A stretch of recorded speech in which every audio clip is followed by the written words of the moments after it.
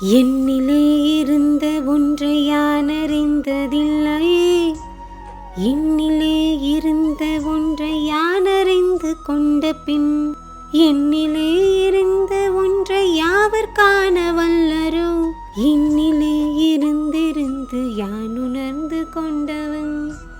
ஓம் நமச்சிவாய, ஓம் நமச்சிவாய, ஓம் நமச்சிவாய, ஓம் நமச்சிவாய, ஓம் நமச்சிவாய, ஓம் நமச்சிவாய, ஓம் நமச்சிவாய, ஓம் நமச்சிவாய.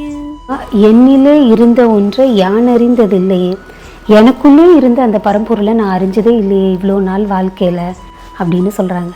என்னிலே இருந்த ஒன்றை யான் அறிந்து கொண்ட பெண், எனக்குள்ளே இருக்கக்கூடிய பரம்பொருளை நான் கண்டு கொண்டதுக்கு அப்புறம் என்னிலே இருந்த ஒன்றை யாவர் காண வல்லரோ, எனக்குள்ளே இருக்கக்கூடிய அந்த பொருளை மற்றவங்க எப்படி பார்த்து கண்டு கொள்ளுவாங்க அப்படின்னு சொல்கிறாங்க.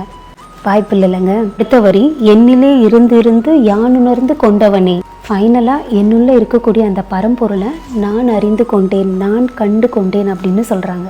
அதாவது மொத்தமாக இந்த 4 வரிக்கு என்ன பொருள் அப்படின்னா, சித்தர்கள் என்ன சொல்கிறாங்க அப்படின்னா, பிரபஞ்சமும் சரி, நம்மளுடைய கடவுள் இறைவனும் சரி, நம்மளுடைய உடலில் தான் இருக்காரு.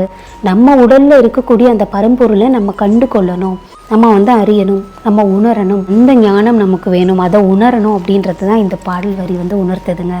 உங்களுக்கும் இந்த பாடல் வரிகள் ரொம்ப பிடிக்கும் அப்படின்னா கமெண்ட்ஸில் எஸ்ன்னு சொல்லுங்கள்.